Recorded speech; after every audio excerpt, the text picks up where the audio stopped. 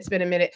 We got a lot to cover. We got a lot to cover. I need everybody to gather around. Come on, saints, caints, and ain'ts. Let's just come on in the room. Let's gather around. It's been a couple days.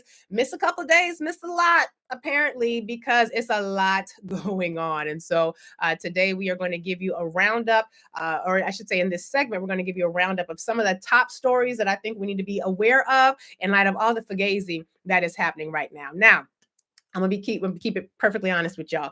What we are seeing right now and what we're experiencing, we were talking earlier in the show about the sense of overwhelm that can come.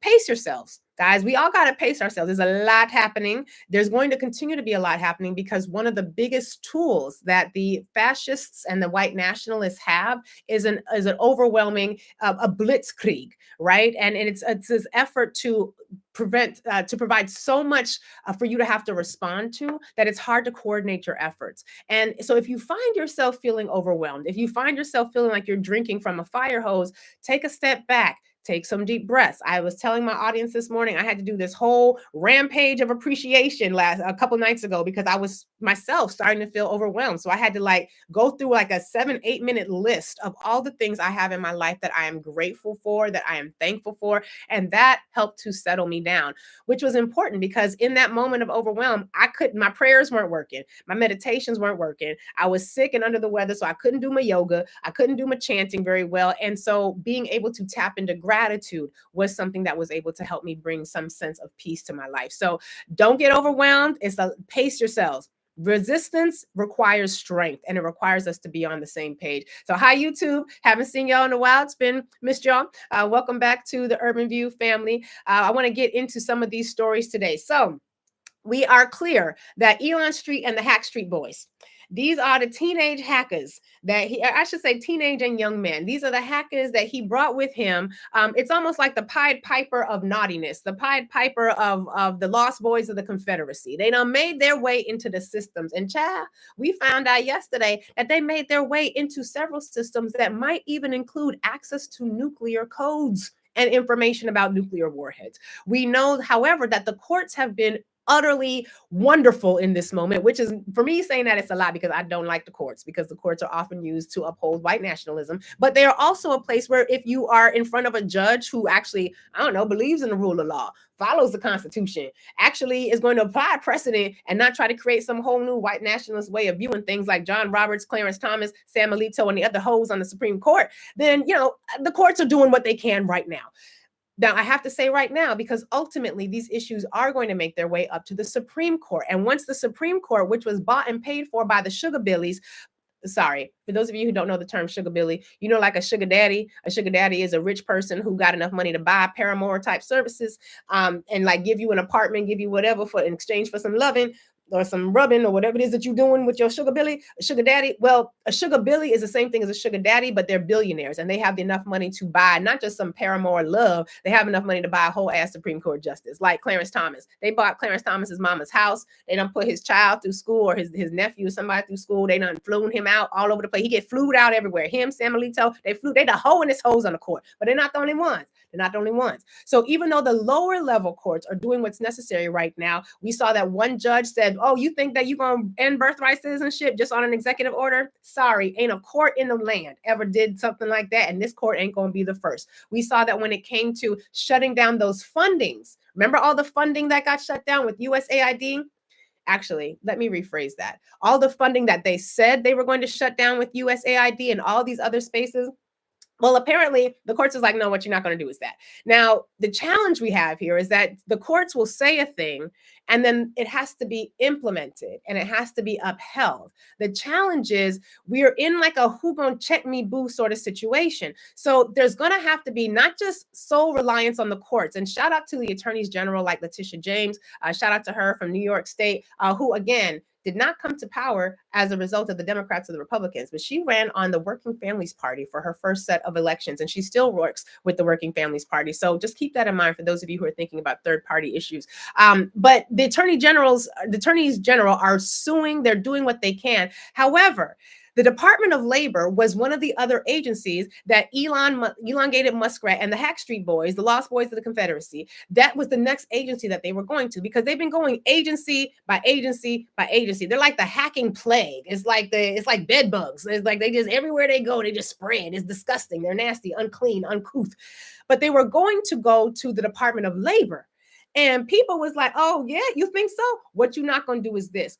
Folks heard that elongated Muskrat and the Lost Boys of the Confederacy, who was planning to help him hack into the Department of Labor systems, they was like, we got you. They beat them to the building, blocked their access, and elongated Muskrat and the hackers that would not, they could not get into the building. And then the courts basically are putting up blockades for and saying, you're not going to be able to use your systems. You're not going to be able to take this information out of these systems. You're not going to be able to hack into these spaces. But if it weren't for the people power in that moment, then the Hack Street Boys would have been able to do as much damage there as they have been doing everywhere else. Here's the thing, caution. If you are Black, don't you be out in them streets unless you got like a security plan, because you already know what it is. White people, this is where you get to show up. You want to be not mediocre? You want to be righteous? I gave y'all the Black power salute. That's not for y'all. That's for us. Figure out something like love. What is that? The love sign? Like, I love you. Like, do something. Figure it out. I don't know, but go do that. Put your bodies in the way of preventing fascism from happening. Put your bodies in the way. We can't do it. We done did enough. We doing stuff, but we're not doing that. Y'all take to the streets and do effectively what we saw happen at the Department of Labor. Good for you who were able to help that. We have seen protests erupting all over the place in every single state. Keep it coming. We have seen that now we're getting complaints about these systems. The phone calls that people are making have been so massive that they can't even get through, to the point where people can't even leave messages because mailboxes are full. You got to start emailing. You have to start, for those of you who still have a fax machine, use your fax machine. And yes, I have eFax, so I do believe in eFax, because I'm going to keep a fax machine with me, because a lot of times you can't get federal documents, state documents often can't be sent via email, but they can be sent via fax. You need an eFax machine. I'm just saying, you don't need to have an actual fax machine, but eFax will allow you to get away with a lot of that. But you have to keep the pressure up, because right now that's what we got. And people power is amazingly powerful, but it has to be activated. The challenge, however, is that it hasn't all been victorious. Trust and believe. It's been some real challenges. And one of them is this awful story that the New York Times and others are reporting on about people who are a part of clinical trials. Not just internationally, all across the country, all across the world, people who are part of clinical trials, work that USAID was doing, funded research from different organizations and institutions here in the United States. These people are folks who have medical devices in their body. They've got experimental drugs in their body that were a part of trials, longitudinal trials, that were determining a whole host of healthcare benefits and trying to produce medical devices that were going to provide resources for people. And once the USAID funding got shut down, so did those trials, which means if you have chemical substances in your body that are experimental, and you no longer have nurses and doctors and scientists and clinics to go to, what is happening there? If you have medical devices in your body, which are experimental, then we are at a moment where there is not just concern about the physical health, but the amount of lawsuits that are going to be filed to protect people who are harmed by this is going to be massive. According to the reports in interviews, scientists who are forbidden by the terms of the stop work order to speak with the news media described agonizing choices: violate the stop work orders and continue to care for trial volunteers, or leave them alone to face potential side effects and harm. Good Google, Mugga Jiminy, Christmas on a cracker. This is what we're dealing with right now. So it's going to be necessary that we pace ourselves, but the people power is really going to matter in ways that we are going to have to really grapple with and be calculated about and be systemic about. White people, I need you all to check out a group called Surge. What is it? Standing Up for Racial Justice, surj.org. Go join that group. Yes, join your indivisible groups. In fact, Everybody should be reaching out to an indivisible group if you are not a part of a group that's already effectively organizing. But white people, y'all need to join Surge, standing up for racial justice, in addition to your indivisible good government democracy type work. Because if you don't, it's not going to be enough. It's not going to be enough to just get rid of the fascism and to get rid of the hostile takeover of the government and the coup d'etat that's happening with the assistance of the CODIS in chief, because he is the convict in chief of the United States, whatever you want to call him. That's not going to be enough. Y'all got to get rid of white nationalism.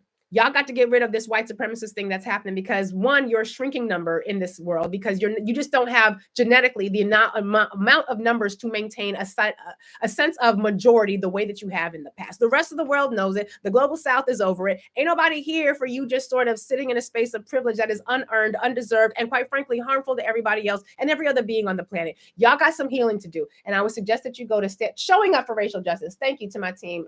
Shout out to you, Jonah. Showing up for racial justice. Thank you. Y'all got some internal work to do along with your political organizing.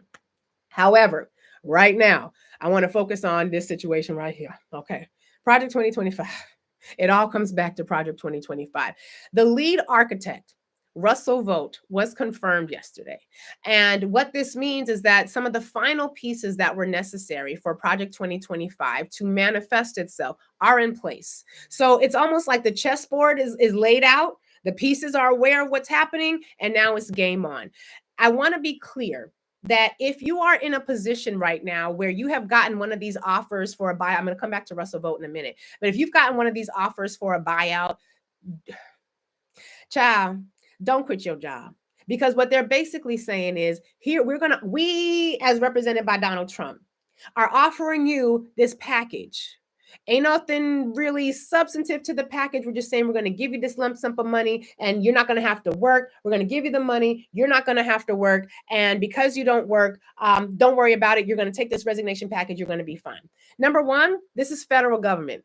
Ain't no such thing as you get paid for not working. They might do that in the corporate world. We're not doing that in the federal government world. I'm just saying. Now, I'm not a federal government employee. Before I went to law school, I did work as a part of a program for people who were going to go to law school. I was in the antitrust divisions, the Department of Justice antitrust division. Wonderful experience, phenomenal expertise and experience gained in that space. But the federal government ain't going to pay you to sit your behind at home.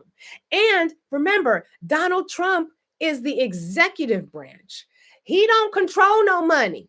And half the money he actually says he has in his private life, he don't actually have. It's all crypto and mytho and dojo. But it's not like paper money. It ain't that. Like, right? It's not back. It's hypothetical money on paper, which is also the same for elongated muskrat.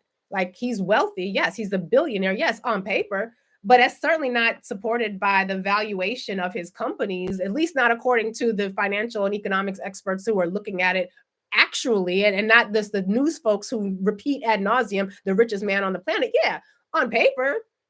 But have you seen the stock for Tesla? Like, have you seen the double-digit decline in Tesla sales all across the world? The protests, the fact that other nations are now threatening to arrest him for violating elections and allegedly participating in election fraud. Moving on. The point I want to make is this. If you are in one of these positions and they've offered you one of these buyouts or whatever, or even if you're not in one of the positions where they've offered you a buyout, right now, resistance it must be in every way we can conceive it. I want to remind y'all that during enslavement, right, we often talk about the big resistance moments. We talk about the Gabriel Prossers, right? We talk about the Nat Turners. We talk about the rebellions of enslaved people, the big ones, right? And Clay Kane is writing this book, Burning Down Master's House, and y'all, it's so good. It's so good. I'm so honored to have gotten a chance to take a look at it. It's so good. And one of the things that he reminded me of in this book was that not all the rebellions were massive, internationally planned efforts. And some of you all are hearing the word international and slave rebellion for the first time. Please note that people all across the Pan-African diaspora were coordinating slave rebellions. It wasn't like the enslaved Africans in America were the only ones coordinating, and then the enslaved Africans in Haiti were coordinating, and even enslaved Africans in Jamaica and Colombia and Brazil were coordinating. There was international travel right? When an enslaved African was taken from America and sent to Jamaica, there were connections that were made, and they were sent to Jamaica or these other places to be broken, right? There were, or they vice versa, sent back and forth across, because slave traders did not care. They were passing us back and forth like cattle, right? But they were making connections internationally. And so many slave rebellion efforts had international connections. Y'all, we should know these things. So I like to drop that into the conversation. But that's one type of rebellion. The other types of rebellion were the everyday little things that people could do to get away with, to slow things down, to gum up the works, to break the tools, to put a little something in the milk, to do what you had to do to slowly impact the reality that people were experiencing, to lose things, to forget to do things, to break things. There was a whole lot of resistance that will never be described in any significant way, but it was everyday efforts. Everyday efforts. If you are in a position right now in the federal government, hide some shit, move some things around, rearrange some things, forget to do something, log in erroneously. Do what you know what the weak points are better than they do. Activate them, slow them down, put up blockages, do whatever you can. Now, I'm not, of course, encouraging anybody to do anything illegal. I'm encouraging you to protect the sanctity of the democracy under which we all live. And it's important that we do so because right now, the head of Project 2025 is in place. And I'm going to review a little bit of Project 2025 just briefly because we need to be clear about what it is that we're dealing with. Now, Project 2025 has always is really it's a continuation of an effort that they really began under Ronald Reagan, which is a continuation of an effort that began under the beginning of the social safety net. So FDR, after the Great Depression, people are like, damn, we ain't got no money, we ain't got no retirement, our kids is dying, we ain't got no food, we ain't got no banks, we ain't got no housing, we need something. And so they created a multi-point plan, the Great Society Plan, that was going to provide social safety nets for people, including things like Social Security, which was a retirement plan because nobody had retirement plans before that. What would happen in this country is that when you worked, you kept working and then you died. It's like there was no retirement plan. And when you were too old to work, but you hadn't died yet, you went to the Poe House. And the Poe House was kind of like a homeless shelter, right? It's not like it was like a space for the people who had worked so long and who wanted to retire in dignity. No, if you didn't have family to take care of you, you worked until you died or you went to the poorhouse. So they created these programs, Social Security, healthcare, which Black people and Mexicans were not excluded from because of white nationalism. So we didn't get included into that until much, much later. But they created opportunities for people to be able to pay into government with the expectation that government would then take care of them. Republicans have hated this from the beginning. And so when they talked about in Project 2025, the fact that they wanted to end all of these programs, this is why, right? This is why. So Russell Vought was confirmed yesterday. And he is one of the key authors for Project 2025. And one of the reasons that's a challenge for us is because he is somebody who was, as a part of the Trump's first administration, was extremely effective at helping Donald Trump in the first administration to get done what he was getting done. Right now, he's back. Pam Bondi is in place. Pam Bondi is now our new attorney general. Pam Bondi has said that she now wants to launch investigations into private companies who are participating in diversity, equity, and inclusion efforts. They are essentially saying that if you are a private company like, I don't know, Costco, which said, we like DEI. DEI works for us. DEI is good for us. The shareholders at Costco, some of them had said, well, you should really consider getting rid of DEI. Costco was like, all right, we're going to consider it. We looked at our balance sheets. We realized we're doing better with diversity, equity, and inclusion because people like being in workplaces that are designed for them to feel comfortable. We're going to keep diversity, equity, and inclusion. Well, Pam Bondi, the blonde bombshell, is like, well, right now, DEI at private companies and universities is going to be considered potential for criminal prosecution. These two together, Russ Vought and Pam Bondi, this is going to be like a power couple of evil. Like think of the worst duo that you can think of coming together. They are like these two together. Now, they're not actually in a personal relationship. I'm just saying positionally, institutionally, it's like evil do and evil does, like the two of them coming together. And so she has directed the Department of Justice to investigate, eliminate, and penalize private companies and universities that have illegal diversity, equity, and inclusion programs. Now, I don't know what the crime is. I don't know what the crime is here, because whenever there is a discriminatory issue, we're not talking penal code. We're usually talking civil code, but she wants criminal charges. So I don't know what they're going to criminally prosecute Costco for creating a healthy work environment. I don't know, but these are some of the things that we are going to have to think about. She didn't specify which civil rights legislation that they're going to rely on, but some of the ones that have been used thus far have been the Civil Rights Act of 1866, which outlawed discrimination against Black people when it came to making and enforcing contracts. And they're also thinking about looking Title VII of the Civil Rights Act of 1964, which prohibits race-based employment discrimination. The idea here is that if you have a program that looks at your current hiring processes, your current staff, your current reality as an institution, and you realize, you know what, we need to make efforts to reach out to groups that are not really represented here. They are saying that that effort, which is designed to ameliorate the decades of white nationalism and racial preferences that went to white people, the effort to stop the past injury of previous centering of whiteness is in and of itself a violation of the law. I want you to think about that. It's not the racism that's the problem. It's your effort to address the racism by opening up spaces to people who the racism would have prohibited from participating. That's the issue. They are bringing back Jim Crow. And I just need us to be clear about that. But Russ Vought in particular is someone I want us to be clear of, because remember, Project 2025 had 4 prongs. Number 1 was the plan itself, and that's the one we're going to come back to today. But number 2 was the database that they were putting together of all of these new federal employees that they wanted to bring in to replace all the federal employees that they thought were going to get kicked out or were going to leave. The federal employees was like, we're not doing it. We're not leaving because, first of all, Donald Trump, you ain't got no power to give us any money in a retirement package because you don't actually own the money. You're the executive. Congress owns the money. Congress holds the power of the purse. So if Congress were going to offer us a buyout package, that's one thing. Donald Trump, this is going to go down pretty much as bad as it did with you losing out money on a casino. Like, Donald Trump's the only person I think in history who owned a casino that lost money and had to shut down because it was so poorly run. That's who y'all put in charge of the country, but that's another thing. So that database is ready and waiting. They've got all of these MAGA conservatives who are very excited about what's going to go on, and they're ready. They've submitted their resumes, their cover letters.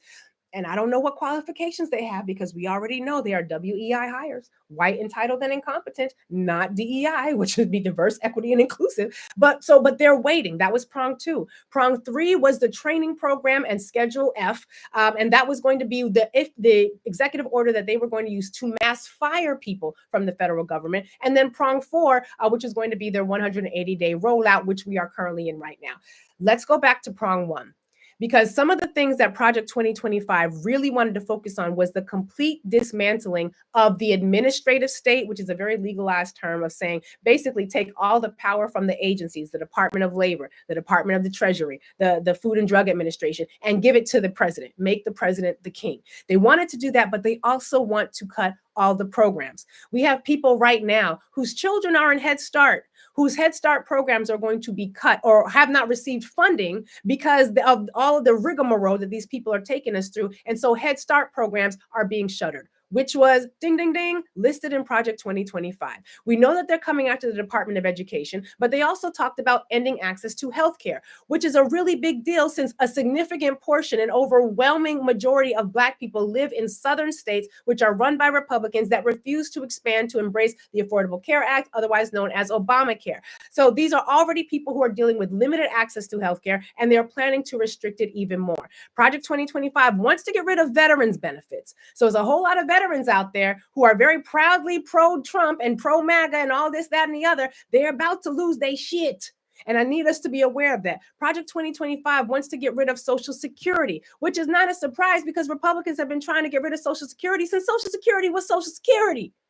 They want you to go back to the poorhouse, and they don't give a damn. And they're doing this all under the leadership of Russell Vought. So our job as people is going to be to pay attention, stay healthy. I'm talking to myself because I've been sick this week. Stay healthy and do what you can to resist. Join organizations. You cannot do this on your own. I could never do any of this on my own. You need to, white people surge, showing up for racial justice. That's your first stop. Indivisible. Well, Indivisible might be your first stop, but then surge is definitely for you. Black people, And people who are not white, you also want to get connected with an indivisible group if you're not a part of one, but you damn sure better be up at your NAACP. And if your NAACP chapter ain't shit, well, guess what? It's a volunteer organization, which means you can volunteer to help make it beautiful and amazing and dynamic and wonderful, which we know it can be. And I'm just saying, my branch at the Brooklyn NAACP, it's amazing, led by the leadership of L. Joy Williams. So we doing things, so we know it can happen, but it takes the power of the people. If you need something a little more organic, a little more ethnic, a little more grassroots, find it, join it, participate in it, and get active, because right now we got to flex some muscles. Right now we got to pace ourselves, but we're going to have to be systematic. We're going to have to be organized, because they are, and they are intentional. And we have a very little amount of time. But what has been really great to see is that when we come together, we can do things. We've got Representative Al Green talking about introducing articles of impeachment. We've got the rest of the Muslim world that was like, oh, you think you taking Gaza? Not on our watch. So the world is resisting. And I want us to be encouraged as we go into this weekend. I want us to feel empowered, but I also want us to be aware of our duty. As Asada Shakur, that quote says, it is our duty to fight for our freedom. It is our duty to win. We must love and protect each other. We have nothing to lose but our chains. And right now, each of us in our respective places are going to need to join together, figure out the best way forward locally. Those of you who are not able to reach out to your elected officials by phone as easily, download the 5 Calls app. It's an amazing app that will allow you to let your elected official know how you feel in every single damn issue. It streamlines your ability to connect with them. However, I also want you to do like my audience on Urban View did. And this is an assignment we gave ourselves over a year ago. Oh, I'm sorry, when we first started 4 years ago. And that assignment was to get every single one of your elected officials' contact information in your phone. You need to have your city council, your congressperson, your 2 state senators, your attorney general, your governor, your state your state senators, your state assembly persons. You need to have every single one of their information in your phone, not just the phone number, their email address, their social media. You need to be able to think critically as you're moving through workbooks like the Indivisible Guide, so that you're able to be effective. We ain't got a whole lot of time for people to be wasting energy all willy-nilly all over the place, stressed out. It's going to be enough stressing us out. But if we work together, if we pay attention to what's happening, we're not just going to be all right. We're going to watch them break the hell out of this mess. But then we're going to be there to help rebuild and figure out what an actual multiracial democracy looks like. Or something. It ain't even got to be called that. Or something. 866-801-8255, 866-801-TALK. Thank you. It's called 5 Calls app. Sorry, I just saw that question in the chat. 5 Calls app is the name of the app. Please get that downloaded. It is incredibly important. I appreciate y'all in YouTube. Let's get some more calls from folks in Urban